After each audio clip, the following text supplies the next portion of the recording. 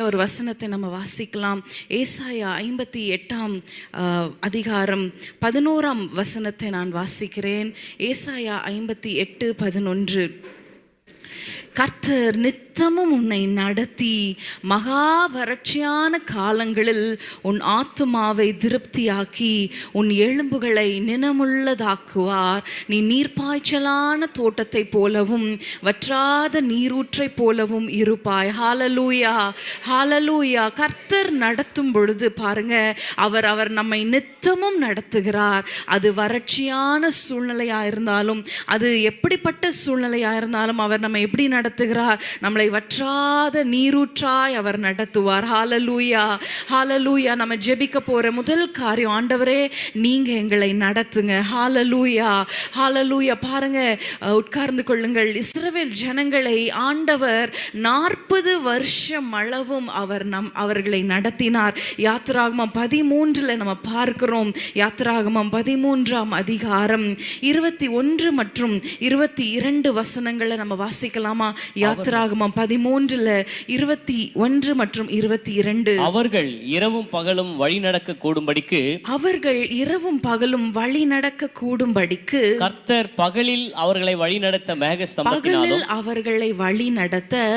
மேகஸ்தம்பத்திலும் இரவில் அவர்களுக்கு வெளிச்சங்காட்ட அக்கினி ஸ்தம்பத்திலும் அவர்களுக்கு முன் சென்றார். ஹalleluya. 22 வசனத்துல பார்க்கும் பொழுது ஜனங்களிடத்திலிருந்து அவைகள் விலகி போகவில்லை. ஹalleluya. ஆண்டவர் 40 வருஷம் அளவும் இஸ்ரவேல் ஜனங்களை பகலில் மேக ஸ்தம்பத்தினாலும் இரவிலே அக்கினி ஸ்தம்பத்தினாலும் அழகாக ஒவ்வொரு நாளும் அங்கு நடத்தினார். ஹalleluya. அந்த வனாந்திரம் என்று சொல்லும் பொழுது பாருங்க, அங்க வழி இருக்காது, தண்ணீர் இருக்காது, வாய்ப்புகள் இருக்காது, ஒன்றுமே இல்லாத சூழ்நிலையில நம்ம முன்னாடி வாசித்த வசனத்தை போல கர்த்தர் நித்தமும் அவர்களை நடத்தினார். மகா வறட்சியான காலங்களில் அவர்களை நடத்தினார். ஹalleluya. ஒரு வசனத்துல கூட நம்ம வாசிக்கிறோம், அவர்கள் கால்கள் வீங்கல, அவர்கள் வஸ்திரங்கள் பழையதாய் போகவில்லை. ஹalleluya. அங்க ஒருவரும் பலவீனப்படவில்லை என்று நம்ம வாசிக்கிறோம். அப்ப அவர்களுக்கு தேவையான உடை, ஆகாரம், பலத்துக்கு தேவையான எல்லாவற்றையும் ஆண்டவர் பொறுப்படுத்திக் கொண்டார். ஹalleluya. இன்றைக்கு நம்ம ஆண்டவரிடத்துல சொல்ல போறோம், ஆண்டவரே நீங்க என்னை நடத்துங்க, என்னை மாத்திரம் இல்ல என் குடும்பத்தை நடத்துங்க. ஹalleluya. ஏசாயா 45:2 வசனத்துல நம்ம பார்க்கிறோம், நான் உனக்கு முன்னாக போய் கோணலானவைகளை செவ்வையாக்குவேன். கர்த்தர் நமக்கு முன்பாக போகும் பொழுது, ஹalleluya, அவர் நம்மை நடத்தும் பொழுது என்ன நடக்கும்? கோணல்களா இருந்தா அதை செவ்வைப்படுத்துவார்.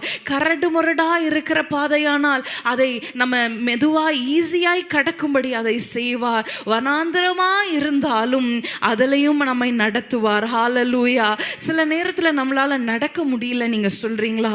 சில நேரத்துல அடுத்த அடி எடுத்து வைக்க முடியலன்னு சொல்றீங்களா? இன்னைக்கு நம்ம ஆண்டவரிடத்துல சொல்ல போறோம், ஆண்டவரே என்னால ஒரு அடியும் எடுத்து வைக்க முடியாதப்பா, ஆனா நீர் என்னை நடத்துவீரானால். ஹalleluya. ஆண்டவர் நமக்கு முன்பாக போகும் பொழுது, ஹalleluya, அது இருளா இருந்தால் அதை வெளிச்சமாக்குவார். அது அந்த பாதை தண்ணீரா இருந்தால் அதையும் அதை கடக்க செய்வார். வனாந்திரமா இருந்தாலும் அதில் நடத்துவார். ஹalleluya. இன்னைக்கு நடக்க முடியல, ஒரு ஸ்டெப் எடுத்து வைக்க முடியல, எங்க போகிறதுன்னு தெரியல. இன்னைக்கு நம்ம ஆண்டவரிடத்துல ஒப்பு கொடுக்க போறோம், ஆண்டவரை நீங்க நடத்துங்க. ஆண்டவர் நடத்தும் பொழுது அது எந்த சூழ்நிலையா இருந்தாலும் அது அவருக்கு பொறுப்பல்ல. ஹalleluya, பொருட்டல்ல. அவர் நம்மை அழகாய் நடத்துவார். ஒருவேளை இத்தனை நாட்கள் நம்முடைய மூளை அறிவுல நம் குடும்பத்தை, நம்முடைய வாழ்க்கையை நடத்தி இருக்கலாம். ஆனா இன்றைக்கு ஆண்டவரிடத்துல ஒப்பு கொடுக்க போறோம், ஆண்டவரே நீங்க என்னை நடத்துங்க. எத்தனை பேர் ஒப்பு கொடுக்க போறீங்க? கண்களை மூடி கரங்களை உயர்த்தி, ஆண்டவரே என் குடும்பத்தை, என்னை ஆண்டவரே நீங்க நடத்துங்க. என் நாவில் புறப்படுகிற ஒவ்வொரு வார்த்தை கூட நீர் நடத்தப்படணும். ஆண்டவரே உம்மால் நாங்கள் நடத்தப்படணும். எவர்கள் தேவனுடைய ஆவியினால நடத்தப்படுகிறார்களோ அவர்கள் தேவனுடைய புத்திரராய் இருக்கிறார்கள் என்று சொன்னது போல, ஆண்டவரே உம்முடைய பிள்ளைகளை போல ஆண்டவரே நாங்கள் நடக்கணும். ஆண்டவரே சொல்லுங்க, ஆண்டவர் எங்கள் பணம் எங்களை நடத்தக்கூடாது, பணம் எங்களை நடத்தக்கூடாது, எங்களுடைய அறிவு, எங்கள் மூளை அறிவு எங்களை நடத்தக்கூடாது. ஒருவேளை உலகத்துல எல்லாரும் இப்படிதான் நடக்கிறாங்க, உலகத்துல எல்லாம் இப்படிதான் நடக்குது, அதனால நானும் இப்படிதான் நடக்கிறேன், என் பிள்ளைகள் எல்லாம் ஆண்டவரே உம்மால் நடத்தப்படணும். ஆண்டவரே, உலகத்துக்கு ஒத்த வேஷத்துல தரித்து நடக்க கூடாது. உலகத்துல இப்படிதான் பண்றாங்க, எல்லாரும் இப்படிதான் பண்றாங்க.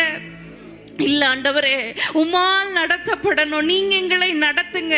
இஸ்ரவேல் ஜனங்களை ஹல்லேலூயா அந்த வனாந்திரத்துல நடத்தி அந்த ஆசீர்வாதமான பாலும் தேனும் ஓடுகிற தேசத்துக்கு கொண்டு வந்தாரே, உங்களையும் உங்கள் குடும்பத்தையும் அப்படி ஒரு ஆசீர்வாதமான நாட்களுக்குள்ளாக கொண்டு வரணுமே. கரங்களை உயர்த்தி ஒப்பு கொடுத்துருவோம். ஆண்டவரே, இனி நான் ஒரு ஸ்டெப் கூட தானாக சுயமாக எடுத்து வைக்க மாட்டேன், என்னால எடுத்து வைக்க முடியல. ஆண்டவரே நடத்துங்க. எத்தனை பேர் சொல்றீங்க என்னால முடியல அப்பா, என்னால நடக்க முடியல, ஒவ்வொரு நாளையும் கடப்பதே கடினமா இருக்குதப்பா. ஆனாலும் தேவரீர் எங்கள் கரங்களை பிடித்து எங்களுக்கு பலனை தந்து தேவரீர் நடத்துவீராக. ஆண்டவரே, பிள்ளைகளை நடத்த வேண்டிய அறிவை எங்களுக்கு தருவீராக, குடும்பத்தை நடத்த வேண்டிய அறிவை எங்களுக்கு தருவீராக, வேலையில் நடக்க வேண்டிய வழியை காட்டுவீராக.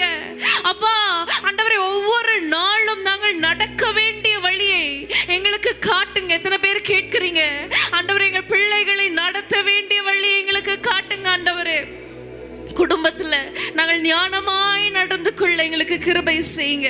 எங்களை நித்தமும் நடத்துவீராக. வாய்களை திறந்து சொல்லுவீங்களா? ஆண்டவரே, எங்களை நித்தமும் நடத்துவீராக, ஒவ்வொரு நாளும் நடத்துங்கப்பா, நீர் நடத்துவீராக. கரங்களை ஒப்பு கொடுத்து ஜெபிக்கிறோம் இயேசுவின் நாமத்தில் பிதாவே, ஆமென். ஹல்லேலூயா. சமாதானமான நாட்கள்ல மட்டும் ஆண்டவர் இஸ்ரவேல் ஜனங்களை நடத்தல.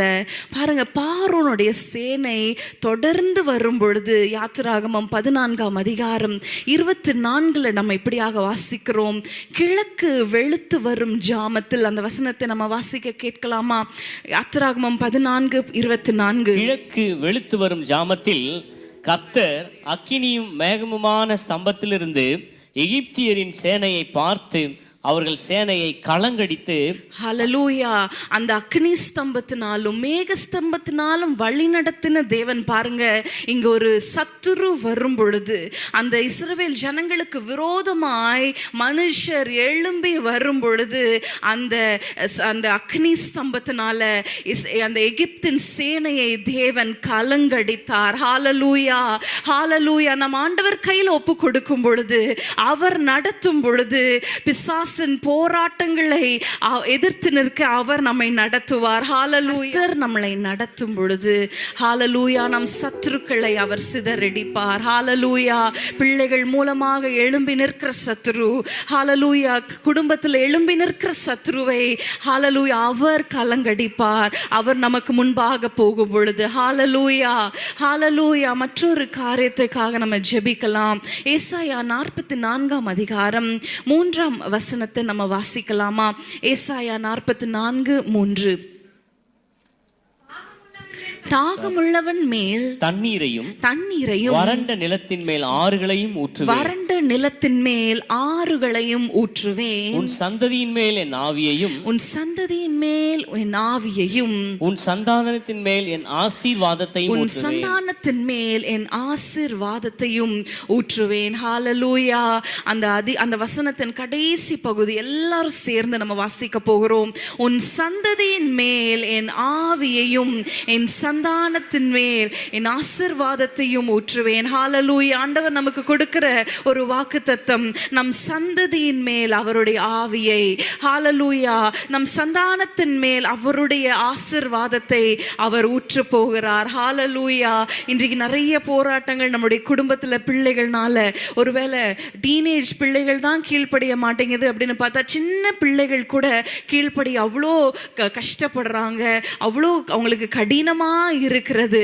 ஆனா இன்னைக்கு ஆண்டவர் கொடுக்கிற ஒரு வாக்குத்தத்தம், உன்னுடைய சந்ததியின் மேல் அவருடைய ஆவியை, ஹalleluya, நம்முடைய சந்தானத்தின் மேல் அவருடைய ஆசீர்வாதத்தையும் ஊற்ற போகிறார். ஹalleluya, ஹalleluya. யோவேல் 2ஆம் அதிகாரம் 28ஆம் வசனத்தை நம்ம பார்க்கும் பொழுது, அதற்கு பின்பு அந்த வசனத்தை நம்ம வாசிக்கலாமா? யோவேல் 2ஆம் அதிகாரம் 28ஆம் வசனத்தை நம்ம வாசிக்கலாம். அதற்கு பின்பு நான் மாம்சமான யாவர் மேலும் என் ஆவியை ஊற்றுவேன்.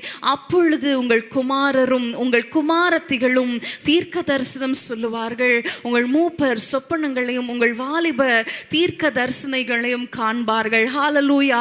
கர்த்தர் தம்முடைய ஆவியை ஊற்றும் பொழுது பாருங்க, குமாரர் என்ன செய்வாங்களாம்? தீர்க்க தரிசனம் சொல்லுவார்களாம். இன்னைக்கு நம்முடைய பிள்ளைகளிலிருந்து வாயிலிருந்து எப்படிப்பட்ட வார்த்தைகள் வருகிறது தெரியல. ஆனா ஆண்டவருடைய ஆவி அவர்கள் மேல் ஊற்றப்படுமானால், ஹalleluya, ஹalleluya, குமாரர் தீர்க்க தரிசனம் சொல்லுவார்கள், வாலிபர்கள் தரிசனங்களை காண்பார்கள். இன்றைக்கு நம்ம வாழ்க்கையில பிள்ளைகளுக்கு எது இருக்கிறதோ இல்லையோ, கர்த்தருடைய ஆவியின் அந்த நிரப்புதல் இருக்கும் பொழுது, ஹalleluya, எல்லாவற்றையும் அவர் பார்த்து கொள்வார். ஹalleluya, ஹalleluya. உன்னதத்திலிருந்து ஆவி ஊற்றப்படும் வரைக்கும் அப்படியே இருக்கும். அதற்கு பின்பு என்ன ஆகும்? வனாந்திரம் வயல்வெளியாக மாறும்.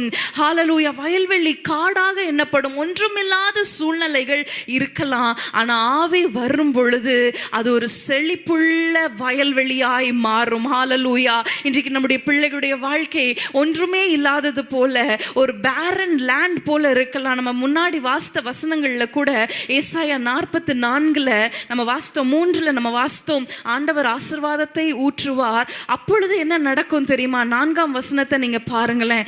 ஏசாயா 44:4. அதனால் அவர்கள் புல்லின் நடுவே நீர்க்கால்களின் ஓரத்தில் உள்ள அலரி செடிகளை போல வளருவார்கள். ஹalleluya. நீர்க்கால்கள் ஓரத்தில் அப்படின்னு சொல்லும் பொழுது அது ஒரு ஆசீர்வாதத்தை குறிக்கிறது. நீர் வளம் பொருந்தின ஒரு இடம், அது ஒரு ஆசீர்வாதத்தை குறிக்கிறது. அது செழிப்பை குறிக்கிறது. அலறு செடிகள் வேகமாய் வளருகிற ஒரு செடி, அது ஒரு வெரைட்டியா பாருங்க. நம்முடைய பிள்ளைகள் ஆண்டவரால் ஆசீர்வாதம் பெறும் பொழுது, ஆண்டவருடைய ஆவியினால நிரப்பப்படும் பொழுது அவர்கள் ஆசீர்வதிக்கப்படுவார்கள். ஹalleluya. இன்றைக்கு நிறைய பெற்றோருக்கு அவங்களுடைய பாரமே பிள்ளைகள் தான். ஹalleluya. அது ஒரு சின்ன 3 வயது பிள்ளையா இருந்தாலும் பாரம் தான், அது 30 வயது பிள்ளையா இருந்தாலும் பாரமா இருக்கிறது. இன்றைக்கு இந்த பாரத்தை, கரங்களை உயர்த்தி நம்ம ஆண்டவரிடத்துல சொல்ல போற, ஆண்டவரே எங்களுக்கு ஒரு வாக்குத்தத்தத்தை கொடுத்திருக்கிறீங்க, என் சந்ததியின் மேல் உம்முடைய ஆவியை ஊற்றுவீராக. ஒருவேளை உங்களுக்கு திருமணம் ஆகாம இருக்கலாம். ஹalleluya. நீங்க சொல்லுங்க, ஆண்டவரே என்னுடைய எதிர்கால சந்ததியின் மேல், ஹalleluya, எனக்கு பிறக்க போகிற பிள்ளைகள் மேல், என்னுடைய குடும்பத்தின் மேல் உம்முடைய ஆவி, ஆண்டவரே, அது நிரப்பப்படுவதாக, ஊற்றுவீராக. என் சந்தானத்தின் மேல் உம்முடைய ஆசீர்வாதம், ஹalleluya. கர்த்தருடைய ஆசீர்வாதமே அது ஐஸ்வரியத்தை தரும். அதுல வேதனை இல்லை, அதுல கஷ்டம் இல்லை, அதுல பயம் இல்லை. ஹalleluya. ஆண்டவரே, எங்கள் பிள்ளைகள் உம்மால் ஆசீர்வதிக்கப்படணும். எத்தனை பேர் சொல்ல போறீங்க? கரங்களை உயர்த்தி என் சந்ததியின் மேல் இந்த வசனத்தை திரும்ப திரும்ப சொல்லுங்க. என் சந்ததியின் மேல் உம்முடைய ஆசீர்வாதத்தை, ஆவியை, என் சந்தானத்தின் மேல் உம்முடைய ஆசீர்வாதத்தை ஊற்றுவீராக.